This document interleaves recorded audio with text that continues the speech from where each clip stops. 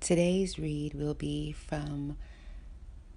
a blog post from Professor, author, writer, Nigerian American Nnedi Okorafor. She is so many things, but specifically I'm reading this because her books affect me at a core level as a Black woman, an American African woman. Her books affect me. There's a line from Akata Warrior where it says, "Let the reader beware that there is juju in this book," and it's true. Her words, wow. I just got done reading Who Fears Death, and I've just begun the Book of Phoenix. So in between all of that, I said, let me get to know a little bit more about this particular author outside of just the fact that she's a Nigerian American PhD professor. Her books have won all kinds of awards, and I mistakenly considered her, as probably a lot of people do, as an Afrofuturist. Afrofuturism is a term that was coined by a white male scholar. His name escapes me right now, but in reading her blog post, I understand why it's important for us to define ourselves for ourselves. So, this is the title of her article, African Futurism Defined. She coined that term, so there's a difference that I learned recently, and I'm sharing it with those who may not have known. Maybe everybody else already knew. I didn't know, and it helps me to enjoy the books even that much more, and also understand why they are touching me so deeply. African Futurism Defined, written by Nnedi Okorafor. I started using the term African Futurism, a term I coined because I felt, one, the term Afrofuturism had several definitions, and some of the most prominent ones did not describe what I was doing. 2, I was being called this word, an Afrofuturist, whether I agreed or not, no matter how much I publicly resisted it. And because most definitions were off, my work was therefore being read wrongly. 3, I needed to regain control of how I was being defined. For a while, I tried to embrace the term, which is why I used it in my TED Talk. But over a year ago, just a note, me, Bliss B, this blog post was published October 19th, 2019. So, continuing. For a while, I tried to embrace the term, which is why I used it in my TED Talk. But over a year ago, I realized that was not working, so here goes. I am an African futurist and an African jujuist. African futurism is a subcategory of science fiction. African jujuism is a subcategory of fantasy that respectfully acknowledges the seamless blend of true existing African spiritualities and cosmologies with the imaginative. Reminder, Africa is not a country. It's a diverse continent. I'm also aware that it's a construct and an ethereal thing who travels across space and time. I'm just rolling with it.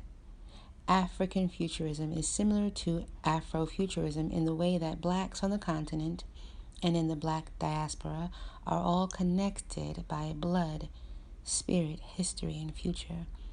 The difference is that African futurism is specifically and more directly rooted in African culture, history, mythology, and point of view, as it then branches into the Black diaspora, and it does not privilege or center the West.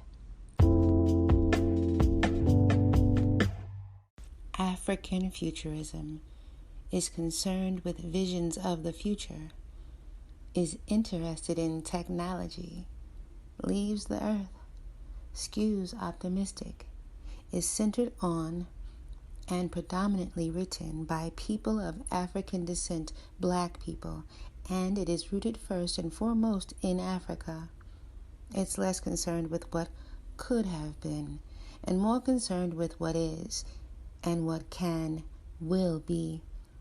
It acknowledges, grapples with, and carries what has been. African futurism does not have to extend beyond the continent of Africa, though it often does. Its default is non-Western. Its default center is African.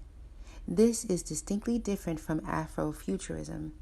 The word itself was coined by Mark Derry, that's his name, and his definition positioned African American themes and concerns at the definition's center. Note that in this case, I am defining African Americans as those who are direct descendants of the stolen and enslaved Africans of the transatlantic slave trade. An example: Afrofuturism.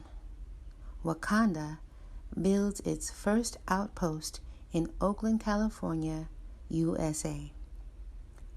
African futurism. Wakanda builds its first outpost in a neighboring African country. If you want further explanation, you won't get it from me. Of this, I am not a scholar. I am a writer, a creative. This is as far as I will go on the subject. I hope what I have written here gives some clarity. The last thing I will say on this is that African futurism is rooted in Africa, and then it branches out to embrace all Blacks of the diaspora. This includes the Caribbean, South American, North American, Asia, Europe, Australia, wherever we are. It's global. African futurism is not a wall, it's a bridge. I revel on one of the branches, being Nigerian American, a diasporan.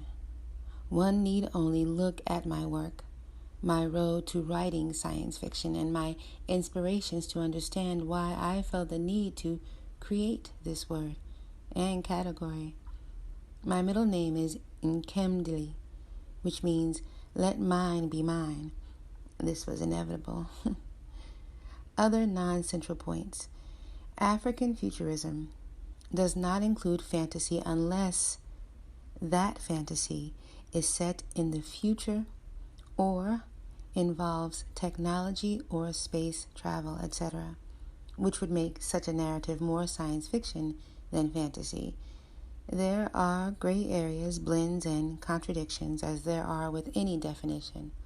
Some works are both African futurist and Afrofuturist, depending on how they are read. African futurism, being African-based, will tend to naturally have mystical elements drawn or grown from actual African cultural beliefs and worldviews, not something merely made up. Lastly, African futurism is spelled as one word, not two, no hyphen, and the F is not capitalized. It is one word, so that the concepts of Africa and futurism cannot be separated or replaced with something else, because they both blend to create something new, just like the word Nigerian American.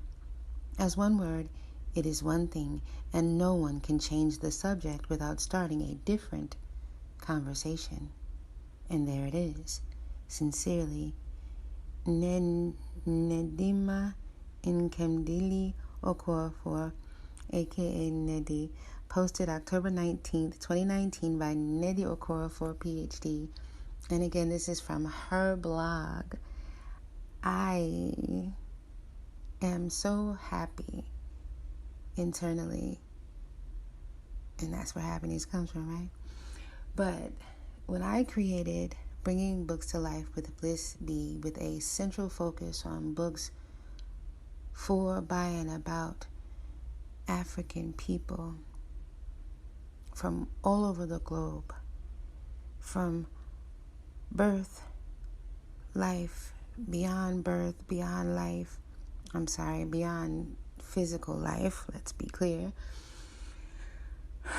I never imagined that there was actually a category, because I'm not even a science fiction person. I was more like the historical kind of, I'm American. I was born in America. An American African. And our stories are always so grounded in the oppression, the racism, slavery, civil rights, just all of that, right? But the concern for the future is what this category brings.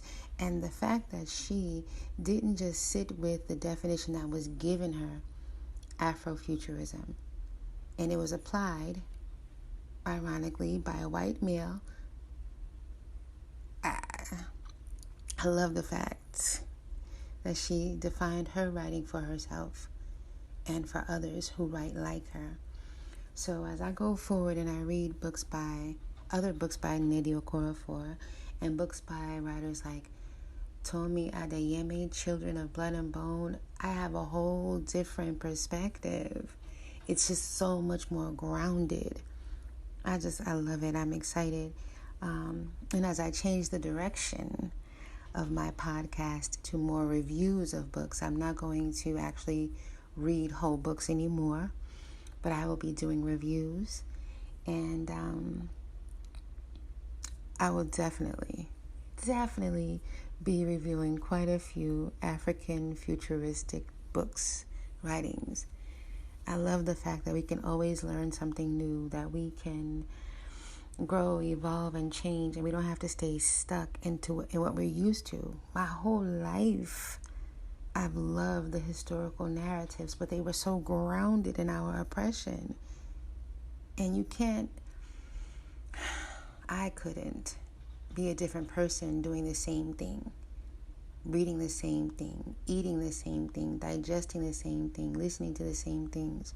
So as we move forward, it's not just these books that she defined as African futurism, but there's art, there's music. I feel like, what's his artist name? Toby Nwigwe and his wife, Toby calls me fat. They are definitely African futurists.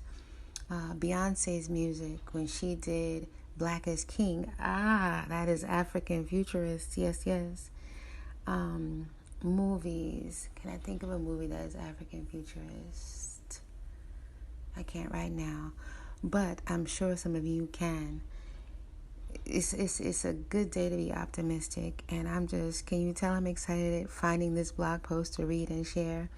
Not just read for myself, but to share with the audience and to enlighten people that the world is a big place and it can be inclusive. It doesn't have to stay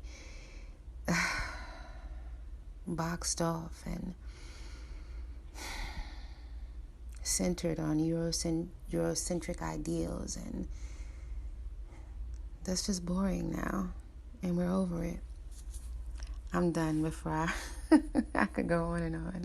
But yes, the podcast is moving in a different direction. You're going to get more of me, my personal thoughts, and hopefully some of y'all will roll with me.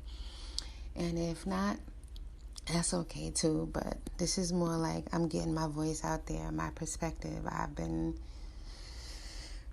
wearing a mask for a long time, fitting in for a long time, and it's time to be free. 1.